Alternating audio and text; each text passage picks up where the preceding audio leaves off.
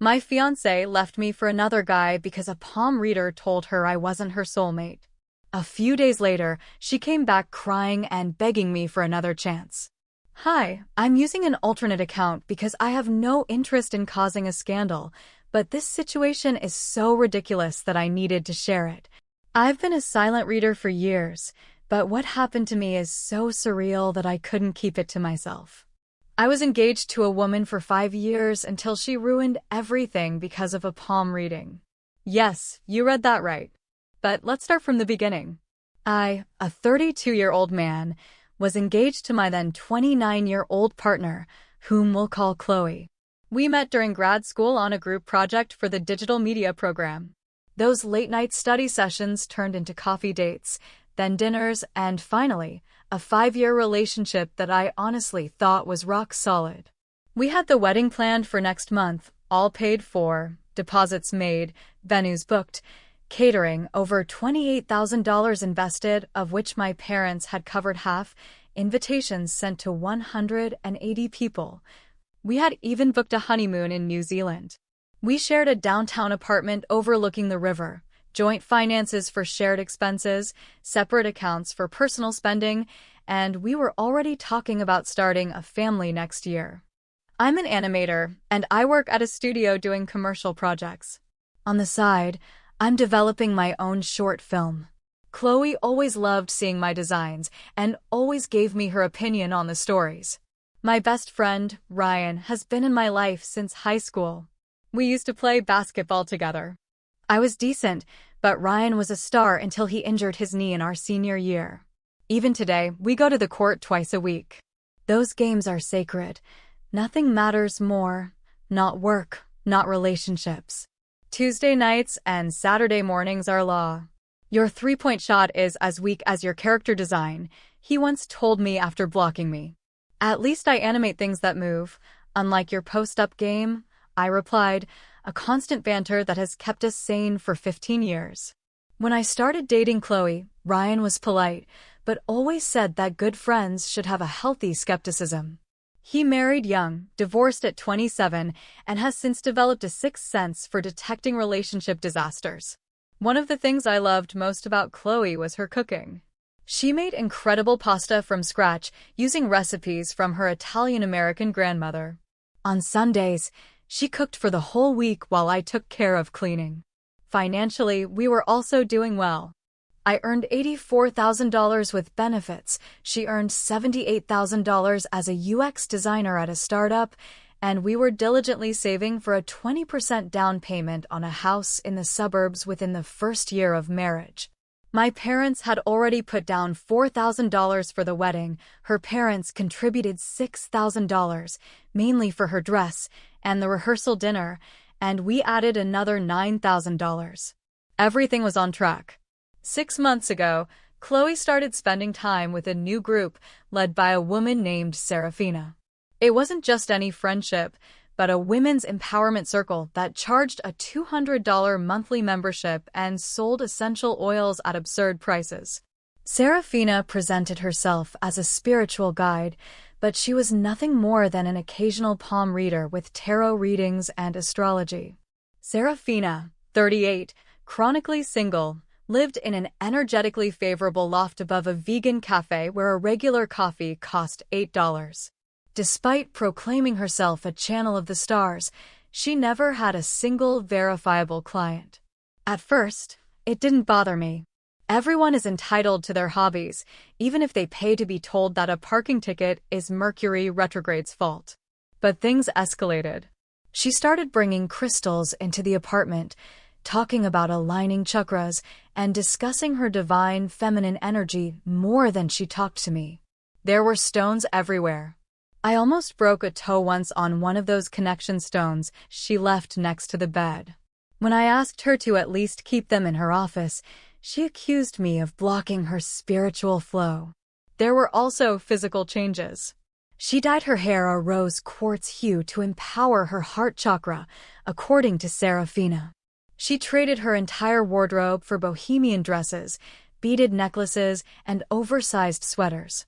She started wearing those baggy pants all over the house and tripping over them. When I told her they were impractical, she replied that I was too attached to the material plane. The incense was constant. My mild asthma worsened, and when I asked her to open a window, she said I was rejecting the energetic cleansing. The house smelled like a cheap New Age store, and my nostrils were never clear. I ignored many signs. Then she began classifying our friends according to their energetic impact. Ryan was labeled an energy drainer because he made fun of her crystal collection, saying it looked like a display case from the Natural History Museum. He wasn't that wrong. The Sunday cooking disappeared. Cooking meat alters my spiritual frequency, she told me. The pastas I loved so much were replaced by expensive healthy takeout. The fridge was full of cold-pressed juices and packaged Thai bowls. My bank statements began to reflect purchases at places like Crystal and Harmony and Divine Path Wellness. When I mentioned something, she replied that I was too attached to money and that investing in spiritual growth had infinite returns. Curious how those infinite returns always ended up in the pockets of Serafina and her businesses. Then I discovered that Serafina's business was nothing more than a cult-like scam disguised as female empowerment for professional women in their 30s and 40s. A classic playbook: make them feel special, isolate them from their partners, and then sell them overpriced products and weekend spiritual retreats for $500. She had a whole strategy starting with $50 palm readings, then offering a soul map for $350. Once they were hooked, she introduced them to her monthly circle for $200 and the jewel of the plan: spiritual retreats in rented lakeside houses with energy alignment ceremonies that were nothing more than guided meditations with overpriced sage. About 2 months ago, I began to notice Chloe pulling away. The signs were clear, although I tried to ignore them at first.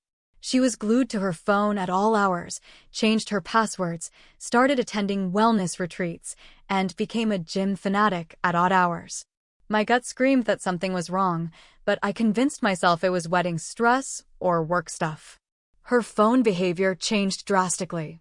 Before, during dinner or while watching a movie together, she would leave it aside. Now she wouldn't let go of it. She laughed while looking at it and turned the screen when I approached. The intimacy between us disappeared. I tried to hug her from behind while she was making her tea in the mornings. She tensed up and moved away. In a matter of weeks, we went from constant displays of affection to barely touching each other. Our intimate life disappeared completely. There was always an excuse. She was tired. She needed space. Physical pleasure was an obstacle to soul elevation. She never mentioned that last one when we started dating. I told Ryan about it during a basketball game. "She's acting weird," I said while dribbling. He looked at me and without hesitation said, "You know what's going on, right?" No, he stole the ball and scored a three-pointer. I knew, but I didn't want to accept it yet. I preferred to justify it. It's probably wedding stress. "Her mother is being unbearable with the seating chart," I said. Ryan, wiping the sweat with his shirt, replied, "And that justifies her changing her passwords? Your future mother-in-law wants cousin Becky at table 3 instead of 8, and that's why she's hiding her phone? Come on, man, listen to your gut." I wasn't completely blind. I started to notice that many of Chloe's new friends were going through breakups, drastic career changes, or personal conflicts. It seemed like Serafina, the supposed spiritual guide, was recruiting women in moments of vulnerability. Still, I tried to focus on work. I was working on a big project, an animated sequence for the presentation of a new AI assistant. I stayed late at the studio tweaking details, polishing frames. Before, Chloe would at least ask me how my day went. Now, not even that. I get home exhausted at 10 p.m., and she barely spoke to me. The gym thing was the most obvious. She had always hated getting up early to exercise, but suddenly she was getting up at 5 a.m. to practice yoga at dawn, and in the afternoon, she went out again for a specialized routine. On weekends, she would go away for days to the lake at Serafina's cabin, returning with mystical souvenirs and increasingly vague stories. It was Ryan who noticed it before I did. "Who's that guy with the tribal tattoo that shows up in all her gym pics?" he asked one afternoon as we were looking at her Instagram profile. I said, "Must be her trainer." That tribal tattoo should have been enough of a warning sign. What was it, 2003? I finally checked this guy's profile. Nate, 27, defined himself as a spiritual fitness coach specializing in holistic transformations of the female body. His account was full of shirtless videos spouting self-help phrases while doing unnecessary push-ups in slow motion. "Your body is the temple where your soul builds its reality," he'd say while hanging from a bar, as if he were revealing the secret of the universe. In his bio, he described himself as a former executive who had found his purpose in the movement. Financial signs also began to emerge. The money from our joint account was disappearing little by little, $100 here, $200 there, all under concepts like energy alignment course or spiritual unlocking session. When I mentioned that maybe we should adjust our expenses considering the wedding was near, she reacted as if I was attacking her personal growth. One charge in particular caught my attention: $500 for a soulmate activation retreat at a luxury spa 3 hours from the city. It wasn't just a spiritual fraud, it was an expensive fraud with a spa included. We had created that account exclusively to pay shared expenses: wedding, rent, utilities. Each of us contributed a fixed amount per month. Until one day I decided to confront her. She arrived around 10 p.m. with wet hair. She'd come from the gym. I asked her from the couch, where I'd been waiting for hours with the animation half-rendered on my laptop, "Where have you been?" "After yoga," she said, "we need to talk." I immediately added, "About the money?" She became defensive, denied everything, avoided eye contact. I put it all on the table: the nights out, the password changes, the disappearing money, the constant messages. "Your negative energy is drowning me," she replied. I tried to stay calm. I reminded her that the wedding was in a month, that we had sent 180 invitations, that my parents had contributed their savings. I told her that while I was trying to build a future together, she spent more time with her spiritual sisters and at the gym than planning the ceremony. She accused me of being materialistic. She said that the wedding represented my attachment to social structures. How convenient. The argument escalated until she blurted out that I was trapped in a 3-dimensional perspective while she ascended to 5th-dimensional consciousness. "Did Serafina tell you that?" I asked. "The same Serafina who charges a fortune to make you believe you can heal your traumas with crystals?" That made her explode. "Serafina is helping me see clearly. She is guiding me to be who I really am. You just wanted me to adapt to your boring little life, dinner at 8 o'clock, and watch your cartoons." I didn't answer. "What I want is a partner, not someone who imitates Serafina." "You're so limited," she spat. "You're afraid to expand beyond what you can touch." Then she grabbed her bag. "I can't talk to you when you vibrate at that energy. I'm going to Jessica's." And she left. I texted Ryan immediately. "You were right. It's happening." His response came in seconds. "I'm on my way, bringing takeout pizza." 3 days later, Chloe returned.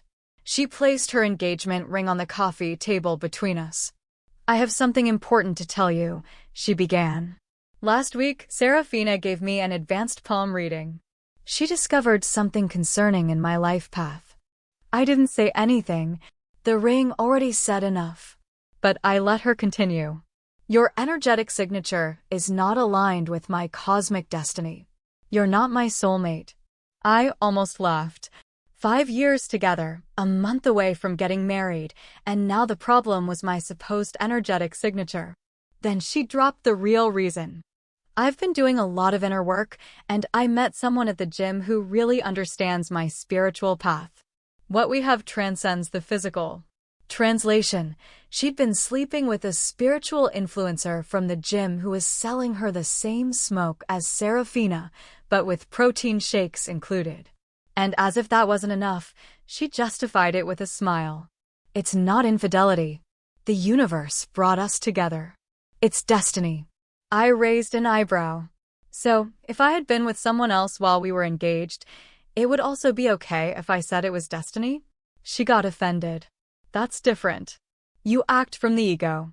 What Nate and I have is soul recognition. She explained that she'd been seeing him for about 2 months.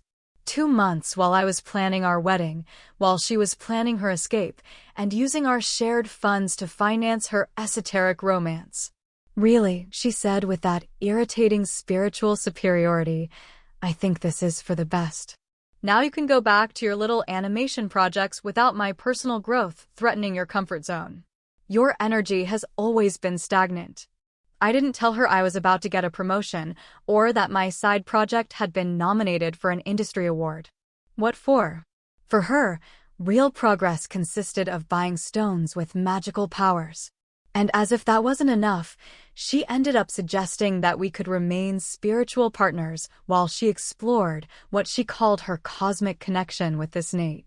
Chloe even proposed an open relationship agreement a month before what was supposed to be our wedding. Think about it, she said.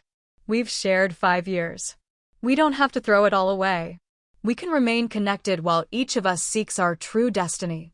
It turned out that Nate had put it into her head that traditional marriage was some kind of energetic prison that would prevent her soul from reaching its stellar purpose. I didn't yell, I didn't beg, I didn't even try to convince her otherwise. What for? You can't reason with someone who hasn't reached their conclusions rationally. I simply nodded. I got up and said, It's your decision. I hope it goes well for you. I noticed her expression twisting, confused. She was expecting tears, shouts, pleas, something that would confirm her version that she was freeing herself from an oppressive relationship. But what she got was silence, and that wasn't in her script. That's it? She asked, disappointed. You're not going to fight for us? There is no us to defend if you've been sleeping with someone else for 2 months, I replied.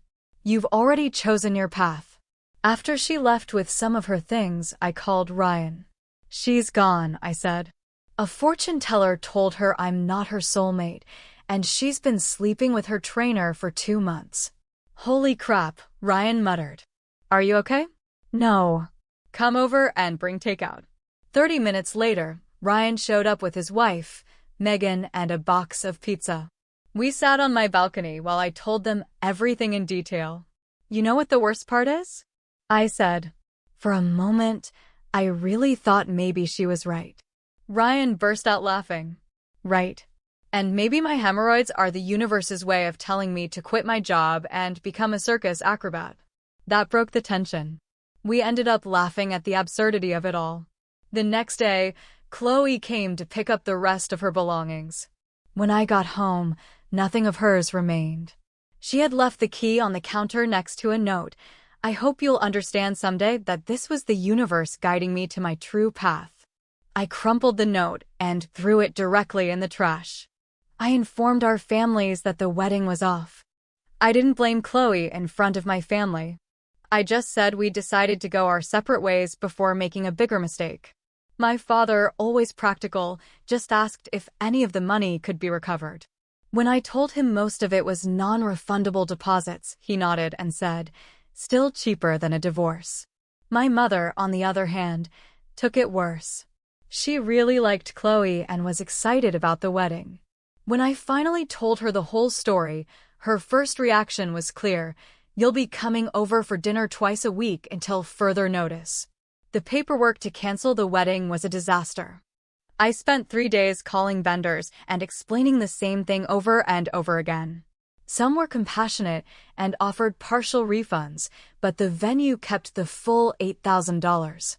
The photographer was more considerate and only charged the $500 deposit instead of the total $2,800. Breaking the lease was another nightmare. We had 8 months left with a 2-month penalty for terminating early. We paid $3,600, but every penny was worth it to leave that place full of memories behind. I hired a financial advisor to help me sort out the economic mess. I made sure to remove Chloe from all records, changed passwords, updated billing information, and closed the joint account after transferring what was left to my personal account. I started going to the gym 5 times a week. It helped clear my mind. Ryan also joined, saying his dad bod was crossing the line into grandpa territory.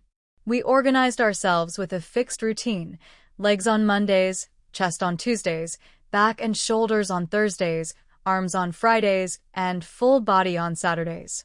No spiritual revelations, just consistency and progress measured on a simple app. And I started seeing real changes. The basketball games with Ryan also became more important. We played until we couldn't anymore, always joking. "Your defense is as weak as that character's jawline," he'd say. "Bring that weak stuff to the rim easy." "At least my animations have more mobility than your knee," I'd reply. I moved into a new apartment closer to work in a better area, and most importantly, without memories. Ryan accompanied me to the viewings and turned the search into his own project. We found a place with concrete walls, no more neighborly disputes, and a balcony big enough to put a grill on. On moving day, Ryan and 3 other friends brought me a high-end coffee maker as a gift. "With this, you won't be paying $8 for a coffee anymore," he said. And he was right. I resumed connections with friends from college whom I had stopped seeing when Chloe labeled them energy vampires. It turned out they weren't soul drainers, but normal people with jobs and relationships who just wanted wings and to watch the game occasionally. We started hosting monthly poker nights, low stakes, lots of jokes. Just what I needed. I resumed certification courses that I had postponed for years. Real courses that boosted my career, not chakra alignment credentials. I applied for a position at a competing animation studio that offered better benefits and a 15% salary increase. I got it. My side project, an animated short film, took a new direction. I redesigned characters and included subtle references to everything I had experienced. The main villain was a charismatic con artist who convinced others they had special powers while emptying their pockets. It was more therapeutic than I imagined. I also started cooking again. Simple meals without needing to consult a spiritual guru about whether peeling carrots could alter my aura. I did it because I liked it, without absurd discussions. Meanwhile, Chloe's life was gradually falling apart. On social media, Megan kept track of everything, giving us updates during our Sunday dinners. These dinners became a regular thing. Ryan and Megan visited me frequently, and sometimes they brought a friend of Megan's named Maya. She stood out for being witty, friendly, and surprisingly sensible. The first time she came to dinner, she brought a homemade dish that turned out to be a real treat. "Cooking relaxes me," she said, shrugging. "After spending the day doing financial analysis, I need to feel like I'm creating something real with my hands." We connected quickly, talking about our creative processes. She detailed how recipes required exact measurements and patience, which reminded me of my animation days, working frame by frame. We both shared a taste for the discipline necessary to build something from scratch. Maya was 31, worked as a financial analyst at a tech company, lived alone in her own apartment downtown, and wasn't interested in spiritual guides, energy stones, or any of those esoteric practices. All of that contrasted enormously with what I had experienced before. While I was trying to rebuild myself, Chloe's social media seemed to tell a completely different story. First came the inspirational phrases about following your heart and trusting destiny, the typical post-breakup scenario. Then came photos with this guy Nate, accompanied by excessive hashtags about soulmates and cosmic connections. The captions were almost unbearable. "When the universe gives you your other half, no questions asked, just follow the path. Hashtag holy water, hashtag twin flames, hashtag divine couple." Honestly, it was hard not to feel some repulsion. "You dodged a bullet there," Megan said once while showing me a particularly cutesy photo of them doing yoga on the beach. "Anyone who uses hashtag divine couple deserves what they get." A month later, the tone changed. Megan noticed that the couple's photos stopped appearing and were replaced by cryptic posts about necessary losses, personal evolution, and lessons from the universe. Apparently, Chloe's soulmate was making multiple spiritual journeys at the same time. Nate was seen in a bar with another woman and then tagged in a photo at a concert with a different girl, all while Chloe posted about energy alignment under the full moon. "Looks like the twin flame is sparking with a few different matches," Ryan joked upon seeing the photos. But the downfall didn't end there. Soon, Chloe started talking on social media about financial difficulties as part of her spiritual transformation. It turned out that Nate had convinced her to invest all her savings in a conscious wellness studio that never materialized. The supposed center never opened, but he did show up with a new motorcycle. "Cosmic alignment works in mysterious ways," Megan commented sarcastically. Serafina's empowerment circle also collapsed dramatically. A cousin of Ryan's had a friend who was part of that group and leaked the whole story. Someone discovered that Serafina was having affairs with several husbands of the women she was supposedly advising spiritually, including Nate, who apparently received free advanced guidance in exchange for acting as a test soulmate with new recruits. One of the husbands discovered explicit messages between his wife and Nate and blew up. He created a Facebook group to expose the whole scheme with screenshots of payments and incriminating conversations. As it was revealed, Nate worked on commission. He kept 15% of what the soulmates spent on Serafina's services.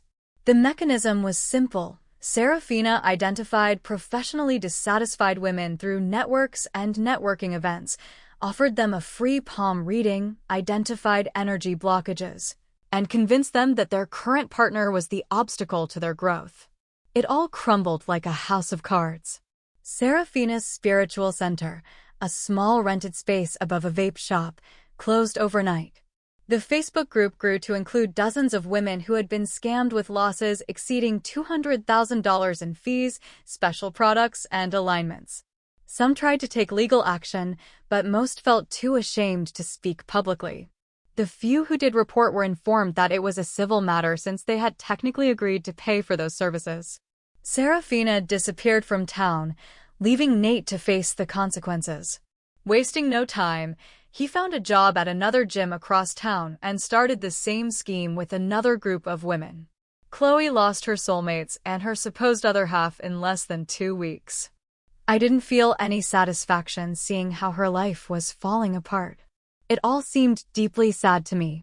She had destroyed a solid relationship, wasted her savings, and publicly exposed herself to ridicule, all for having been carried away by unfounded beliefs sold by scammers disguised as gurus. She ruined her own life. The final blow came when it was revealed that Nate had a real girlfriend all along. They had been together for 3 years. Upon learning of Nate's double life, she decided to expose him publicly. She opened an Instagram account where she shared compelling evidence, screenshots of messages where Nate repeated the same romantic script to multiple women, bank statements with matching deposits in Serafina's accounts, and even a price structure of the fake spiritual services. She had found it all on their shared computer, a rookie mistake. One of the most revealing messages was a conversation between Nate and Serafina. He wrote, "She almost backed out today.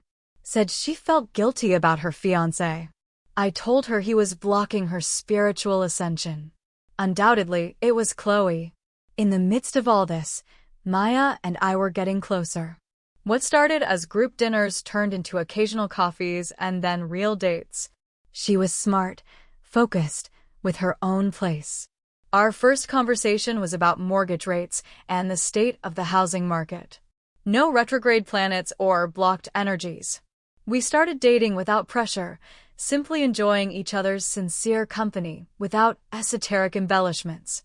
She would come to my house, cook delicious meals while I worked on my animations, and sometimes sit nearby to observe the process with interest, asking me sharp and genuine questions. Our relationship developed naturally, without pretensions, without shortcuts. We saw each other once or twice a week without rushing, really enjoying each other's company and building something authentic. There was no search for validation or need to define ourselves through a relationship. She already knew who she was. 2 months after Chloe left my life, I finally felt peace. I had a new job, I had moved to a new apartment, and I was starting a different relationship. My career as an animator was also taking off.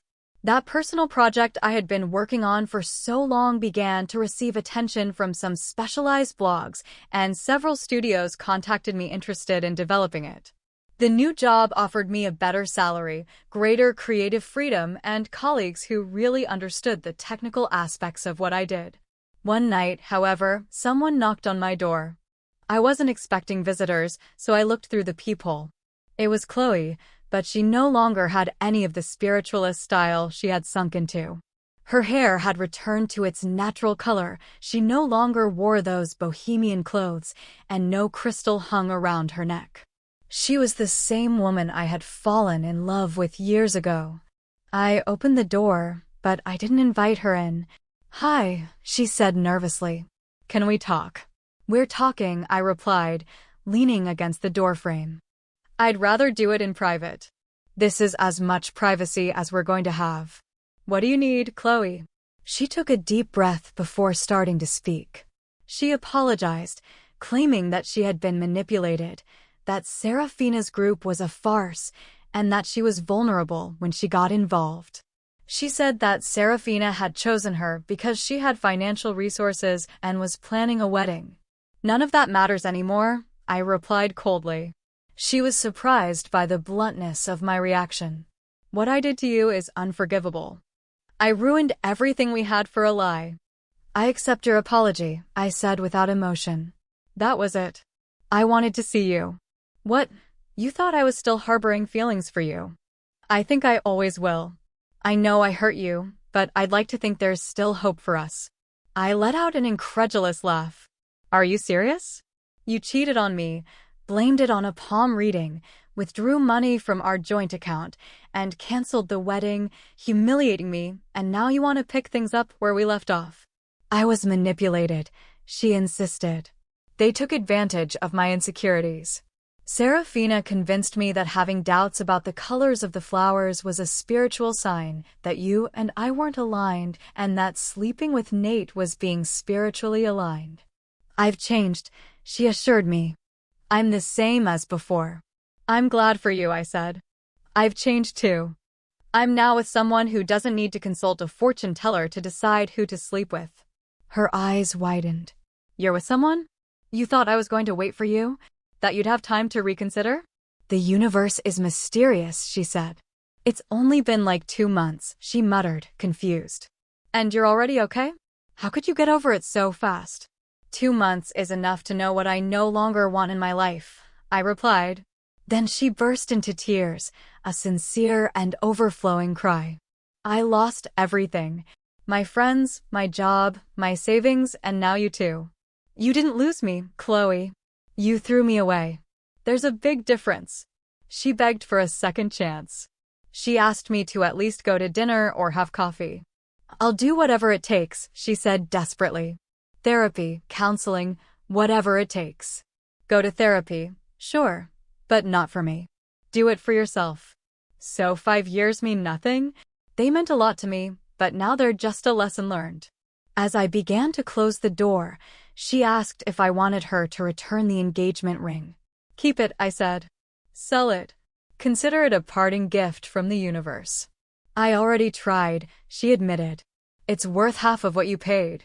"Another valuable lesson from the universe," I added, and closed the door before she could say anything else. Through the peephole, I saw her standing there for a few seconds before leaving. For the first time in months, I felt a burden lift from my chest.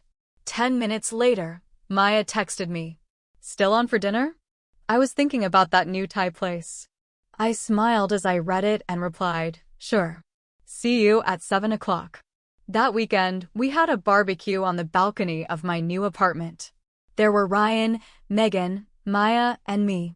Good food, real conversations, and we're planning a hike for next month. No energy alignments, spiritual frequencies, or cosmic destinies, just 4 adults enjoying each other's company without the need to fit into a universal narrative." At one point, Megan pulled me aside to tell me that Chloe had been asking about me among mutual friends, saying she was worried about my state since the breakup. I laughed. Tell them I've never been better. And I meant it. I was building something real, something that belonged to the real world, not to those mystical stories where destiny or a line on your palm decides your life. That night, I sat at my desk, opened my animation project, and for the first time in months, the characters moved the way I wanted, without stiffness, without forced transitions, just fluidity that came from skill and hard work. Sometimes the universe gives you exactly what you need, but almost always because you worked for it yourself. So yeah, if you liked it, don't forget to leave a comment and support the channel by subscribing. See you in the next stories.